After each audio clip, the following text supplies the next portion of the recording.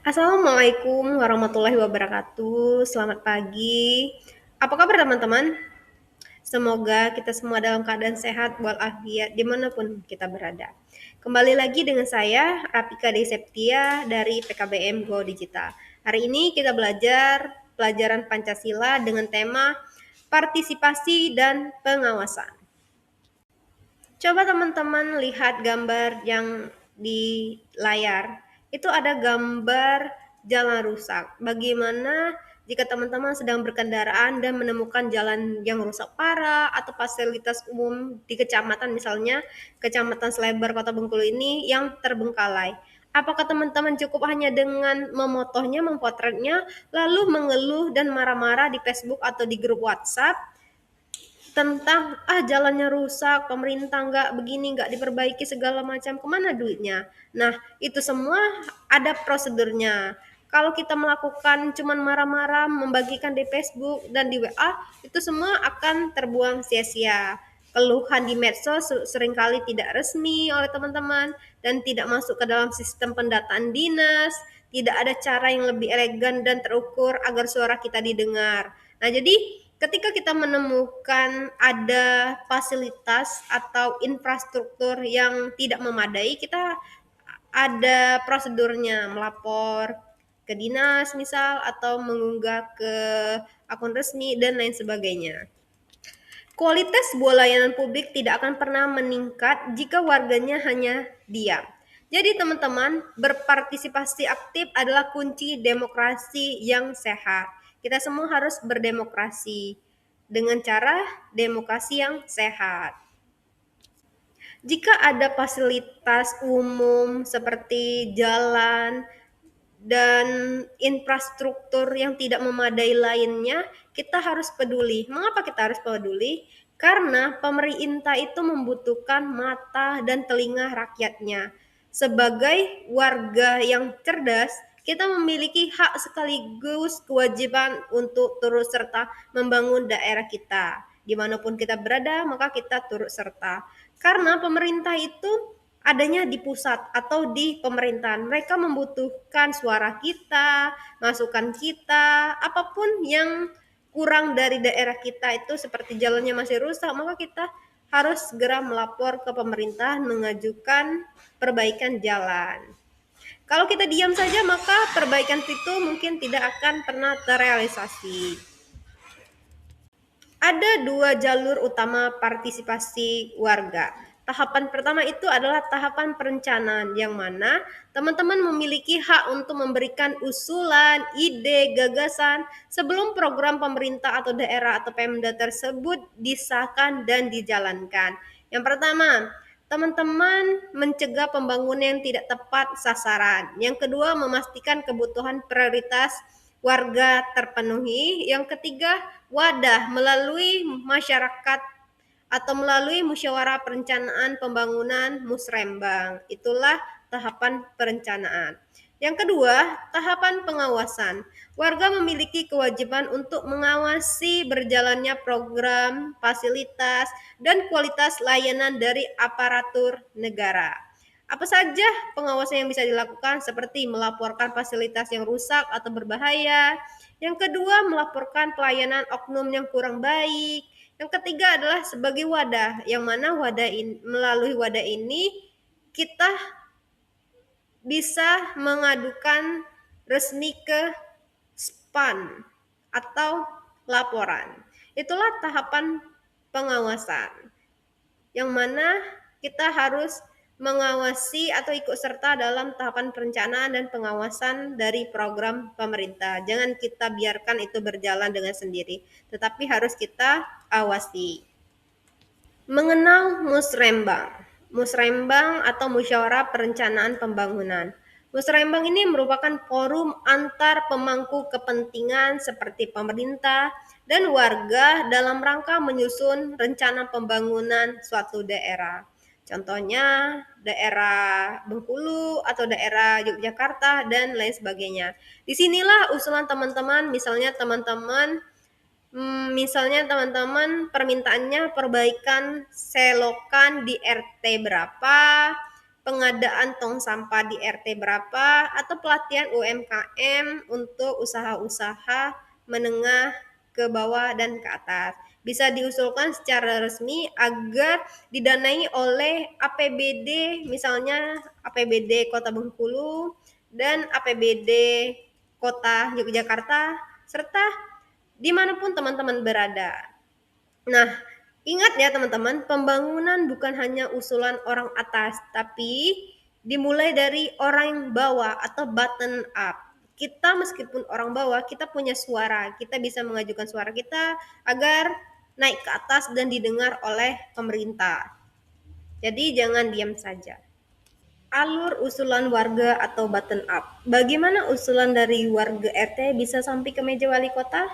Perhatikan alur berjenjang berikut. Ada 4 tahap. Tahap pertama itu tahap pramusrembang atau RT dan RW, yang mana warga berkumpul di tingkat RT membahas masalah prioritas. Misalnya masalah bulan Januari ini apa? Setelah tahap 1 selesai, masuk ke tahap musrembang kelurahan, yang mana ketua RT membawa usulan untuk disaring bersama lurah dan tokoh-tokoh masyarakat. Masuk ke tahap ketiga, musrembang kecamatan. Musrembang kecamatan ini usulan dari kelurahan tadi atau dari berbagai kelurahan dibahas dan diskorsing prioritasnya atau dinilai yang mana yang paling prioritas.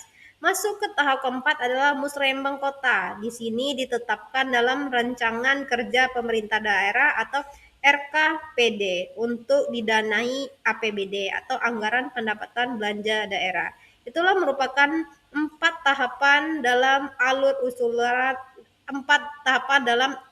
usulan warga. Pengawas layanan publik, pembangunan sudah berjalan, lalu apa lagi? Saatnya teman-teman berperan sebagai pengawas. Jika ada yang tidak beres, laporkan saja dengan cara yang benar. Itulah teman-teman berfungsi sebagai pengawas di lapangan. Kanal pengaduan resmi atau SP4N laporan. Sistem pengelolaan pengaduan layanan publik nasional atau SP4N laporan adalah layanan penyampaian semua aspirasi dengan pengaduan rakyat secara online yang dikelola langsung oleh kantor staf presiden dan Kementerian PAN-RB. Mengapa harus lewat lapor? Karena laporan teman-teman dijamin akan diteruskan ke instansi yang berwenang, misalnya Dinas PUPer Kota Bengkulu, dan teman-teman dan ada batas waktu wajib respon dari instansi terkait, serta identitas teman-teman dirahasiakan atau anonim hingga aman dari intervensi. Itulah mengapa kita harus mengadukan atau melapor ke pengaduan yang resmi. Curhat medsos PS laporan resmi. Berdasarkan kriteria sifat laporan, kalau kita curhat di media sosial, sifat laporan kita itu seringkali bersifat emosional dan tidak terstruktur. Sedangkan kalau sifat laporan berdasarkan PIAS SP4N laporan.go.id itu, laporan kita itu resmi tercatat dalam sistem negara. Nah, kalau kepastian respon, kalau kita memviralkan di media sosial itu kepastian responnya itu rendah, tergantung apakah viral atau dilihat admin. Sedangkan kalau kepastian respon kita melapor di SP4N laporan.go.id itu tinggi instansi diberi target waktu penyelesaiannya. Sedangkan privasi dan keamanan kalau kita melapor di medsos, memviralkan di medsos itu bahaya, rawan diserang buzzer atau dikenakan undang-undang ITE jika salah. Tapi kalau privasi atau keamanan kita melapor di SP4N laporan.go.id itu, maka privasi kita akan aman, tersedia fitur anonim atau rahasia. Nah, tindak lanjut kalau kita memviralkan di media sosial seperti Facebook atau Instagram, maka tindak lanjutnya seringkali berhenti pada klarifikasi saja. Sedangkan tindak lanjut ketika kita melapor ke SP4 laporan.go.id itu, maka tindak lanjut laporannya terpantau hingga laporan berstatus selesai atau ditindaklanjuti. Itulah yang membedakan kalau kita memviralkan via media sosial atau melaporkan ke situs yang resmi. Kalau kita ingin menyusun laporan konstruktif, maka teman-teman harus hindari bahasa yang kasar dan fitnah. Laporan yang baik bukan laporan yang paling marah, melainkan laporan yang paling jelas dan dapat dibuktikan. Pemerintah butuh informasi akurat agar tim di lapangan tidak kebingungan saat turun ke lokasi kejadian atau lokasi yang ada di laporan. Pastikan laporan teman-teman mengandung prinsip 5W plus 1H yang disederhanakan seperti apa, di mana, siapa, kapan, bagaimana, 5W plus 1H. Jadi teman-teman, itulah cara menyusun laporan konstruktif. 4 usulan wajib laporan yang baik. Yang pertama itu fakta kejadian. Jelaskan apa masalah secara detail. Contohnya PJU padam sudah 1 bulan, bukan sekedar gelap banget di sini. Yang kedua adalah lokasi presisi. Sebutkan nama jalan di mana kejadian, apakah RT RW, kelurahan, kecamatan, patokan gedung. Nah, kita harus jelas menentukan lokasi kejadian. Yang ketiga adalah bukti berupa foto atau video. Kita harus melampirkan. Kalaupun itu memprihatinkan, maka kerusakannya kita sertakan foto kerusakannya. Jangan blur. Ini sebagai bukti pendukung utama. Yang keempat adalah bahasa yang sopan. Gunakanlah bahasa Indonesia yang baik dan benar, hindari kata makian, rasisme, provokasi, fokus pada solusi perbaikan. Itulah 4 usulan wajib lapor yang baik. Praktik cara melapor. Sekarang ini sangat mudah, cukup menggunakan handphone via website. Teman-teman buka brosur, ketik www.lapor.go.id, pilih klasifikasi pengaduan, isi judul, detail laporan, pilih tanggal atau lokasi, unggah foto, lalu klik lapor. Langkah selanjutnya adalah via SMS atau bebas pulsa. Ketik, contohnya kalau di Bengkulu, kota Bengkulu, spasi isi laporannya apa, kirim ke 1708. Kalau via aplikasi, unduh aplikasi SP4N lapor di Play Store ataupun App Store. Itu merupakan cara melapor via handphone. Jadi teman-teman, suara teman-teman menentukan perbaikan Indonesia ke depannya. Kalau ada permasalahan atau infrastruktur yang tidak memadai atau rusak, teman-teman bisa mengadukan atau melaporkan ke situs resmi. Jangan kita memviralkan di media sosial, nanti diserang buzzer.